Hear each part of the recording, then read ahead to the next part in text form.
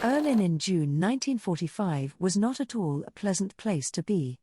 As the dust settled on what was left of the city, blown to smithereens and now occupied by Russian and Allied forces, the landscape painter Gustav Wunderwald died from water poisoning in a hospital in the western suburb of Charlottenburg. He was 63 years old.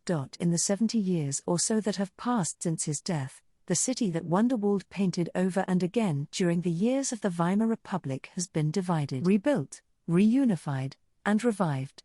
And yet, despite the waves of history that have beat relentlessly, remorselessly against Berlin, were he alive today, Wunderwald would still recognize many aspects of the city that he painted during the late 20s.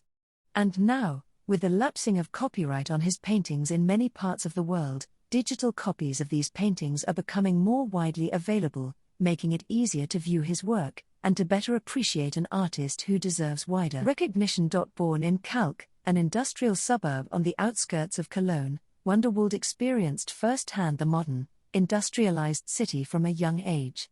Showing early signs of a proficiency in painting, he undertook a 2-year apprenticeship under the guidance of the painter Wilhelm Kuhn. Wunderwald quickly found his niche in theatrical and stage set design, taking a job as a scenery painter in Gotha in 1899. For the next 13 years, his skills led him through a succession of jobs in a variety of cities. After a year in Gotha, he spent 4 years in Berlin, 1900 to 1904, working at the studio of Georg Hartig and Company, where he specialized in theatrical set painting. From Berlin, Wunderwald moved to Stockholm, and then onwards to Düsseldorf, Innsbruck, and Freiburg over the course of the next 8 years, before moving back to Berlin in 1912 to work as a stage designer at the German Opera House. In 1915, Wunderwald was conscripted into the German army. Training in Königsberg was followed by dispatch to Macedonia, as part of a replacement battalion for the German Army's 43rd Infantry.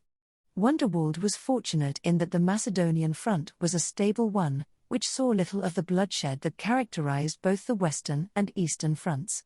Wunderwald even had time to paint pictures of the Macedonian landscape and towns that he saw, giving him the opportunity to hone his distinctive palette of dark colors. In the wake of Germany's defeat in 1918, he returned to Berlin, where he sought to establish himself as an independent artist, using his Charlottenburg apartment as a studio. Some 8 years later, in 1926, Wunderwald's persistence paid off when he came to the attention of Berlin gallery owner Karl Nierendorf and the prominent art critic Paul Westheim. Later that year, 7 of Wunderwald's paintings appeared in an exhibition entitled The Face of Berlin, at Nierendorf's gallery.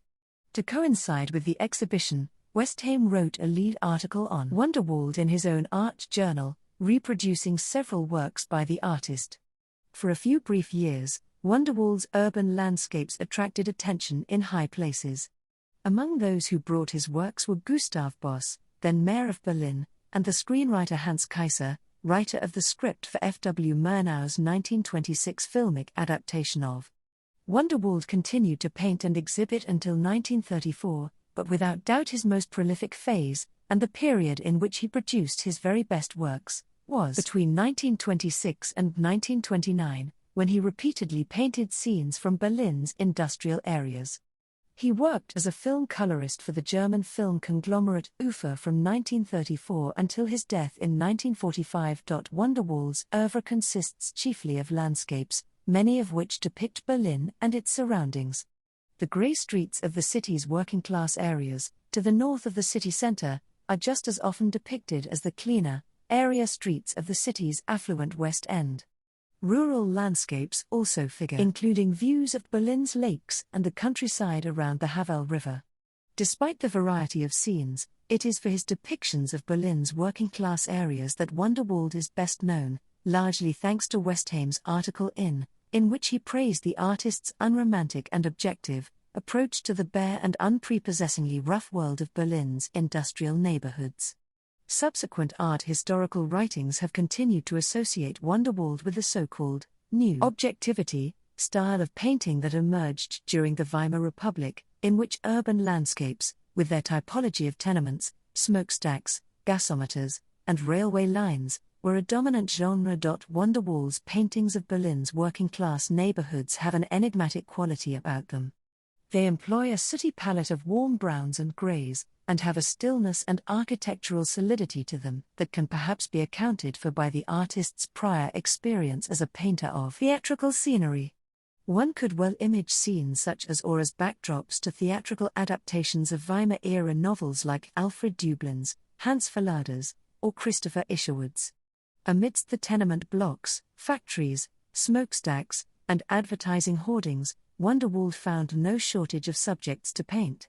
In a letter to a friend, written in the winter of 1926, he wrote, "Sometimes I stagger back as if drunk from my wandering through Berlin. There are so many impressions that I have no idea which way to go." Wunderwald, describing his search for inspiring scenes to paint on the streets of the city, was not the first and by no means the last individual to find themselves overwhelmed by the sights and sounds of Berlin. His description of feeling drunk through sensory overload brings to mind fellow Berliner and sociologist Georg Simmel's description of the intensification of nervous stimulation that the modern city dweller encountered on the streets of the metropolis. Most urban inhabitants, argued Simmel, adopted a blasé attitude in order to protect themselves from the excess of sights, sounds, and movement encountered in the urban public sphere. By contrast, some individuals, like Wunderwald, consciously chose to immerse themselves in the tumult of the big city, wandering around its streets in a state of rapture, just as Baudelaire had done in Paris half a century earlier. Wunderwald was not the only person wandering the streets of Berlin in search of inspiration during the late 1920s. Writers like Siegfried Krokauer, Franz Hessel, and Joseph Roth were also on the prowl, attracted to the city's relentless pace of change, and in search of subjects worthy of writing about in the newspaper feuilletons. These flaneurs, like Wunderwald, wandered back and forth through the streets of Berlin's urban landscape, obsessing over the ways in which the scenes that they encountered had endured and changed. In late 1932, the writer Siegfried Krokauer recounted his surprise and sadness upon finding out that a favorite café on the Kurfürstendamm had shut down. Krokauer's first inclination that something is wrong comes when he tries to open the door, only to find it locked.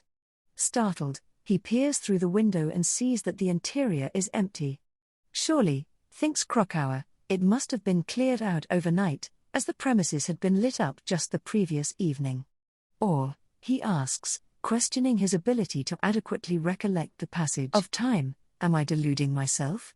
Also acutely felt the shock of change upon the streets of Berlin. He explored them in his text, which he claimed was not so much an autobiographical account of his childhood, than an account of the experience of place, of a space, of moments and discontinuities. Berlin was, and still is, a city of moments and discontinuities. In 1910, the architectural critic Karl Scheffler wrote of Berlin as always becoming, never being. Scheffler's phrase, oft quoted thanks to its enduring relevance, referred to the city's rapid growth throughout the latter part of the 19th and early 20th century. When the city became the capital of a unified Germany in 1871, it was already well on the way to becoming one of the new nation's most important industrial centers, thanks to its burgeoning railway construction industry. From 1890 onwards, the city's rapid growth was further bolstered by a new electrical engineering industry, spearheaded by Emil Rothenau and his Allgemeine Elektrizitätsgesellschaft, AG. Between 1871 and 1910, Berlin's population jumped from 824,000 to over 2 million inhabitants. A large proportion of the new inhabitants were immigrants from the surrounding provinces, who moved to Berlin in search of work in industrial districts such as Wedding, Moabit, and Prenzlauer Berg, districts characterized by long streets of densely populated tenements and factories. The city that Scheffler wrote of was that very same encountered by Wunderwald during his first stay in Berlin between 1900 and 1904, and this sense of constant flux is key to developing a better understanding of Wunderwald's portraits of the city. Thanks to his frequent tendency to specify the places he painted in the titles he gave to his works, and with the aid of the city's digitized address books, it is possible to look at the paintings he produced of the city in the 20s and figure out what the same scenes looked like years earlier, when he first saw them, if he did at all. What's clear from such an exercise is that in many cases significant changes had taken place in the scenes that he painted. This is best illustrated in a 1927 painting by Wunderwald of Travemünde Straße, in the North Berlin neighborhood of Gesundbrunnen. Travemünde Straße was a relatively new street, having been constructed in 1906, that is, after Wunderwald had departed Berlin for the first time. In order to lay out the new street, Berlin's municipal authorities partially demolished one of the city's most ostentatiously decorated tenements, built in the 1890s and known as the Luisenhaus, the rear of which can be seen at the right of the painting. In spite of the wholesale destruction of the city during the Second World War, it is still possible to visit some of the streets that Wunderwald painted in the 1920s and recognize the scenes he depicted. Any tour would have to include a trip to the northern district of Wedding, to see the monumental iron railway bridge that weighs heavily over Ackerstrasse, the busy street intersection of Mullerstrasse and Seestrasse, and factory buildings and tenements on Lindaustrasse.